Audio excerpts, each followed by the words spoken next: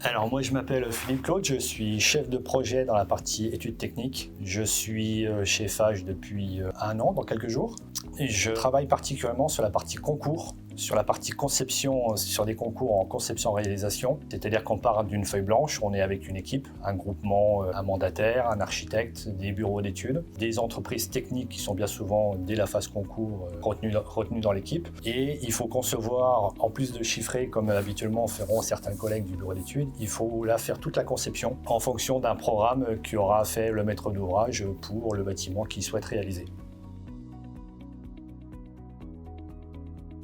Alors, je suis pas un bon élève dans ce cadre-là.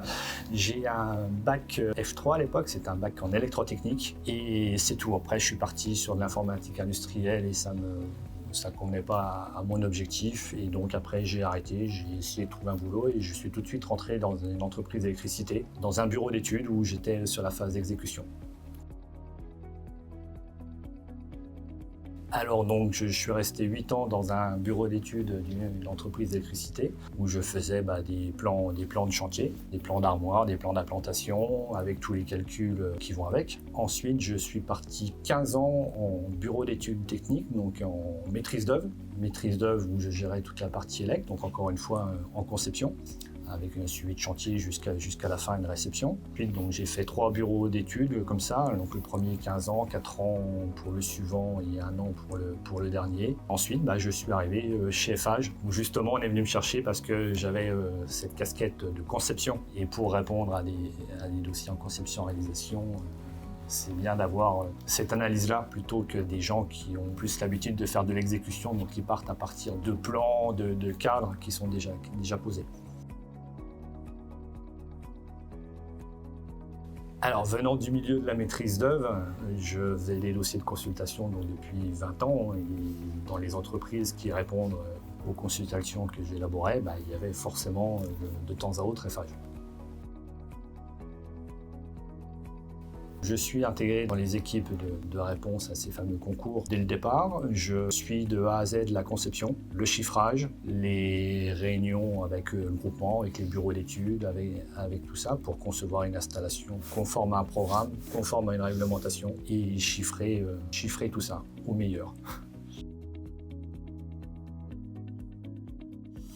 Alors les compétences, il faut savoir travailler en équipe, il faut savoir écouter. Notre partie fait qu'il y a un gros domaine de compétences en réglementation, connaître les normes en fonction de chaque usage, chaque type de bâtiment, chaque configuration. Un peu plus au-delà de l'aspect électricité puisqu'il y a toujours des choses qui s'imbriquent avec les lots CVC, enfin du chauffage, de la ventilation, avec de la sécurité incendie. Donc il y a ça, donc il faut savoir travailler en équipe et bien être à l'écoute des autres, pas faire que son lot de son côté parce qu'il y a forcément des interactions et essayer de ne pas créer de doublons dans les chiffrages.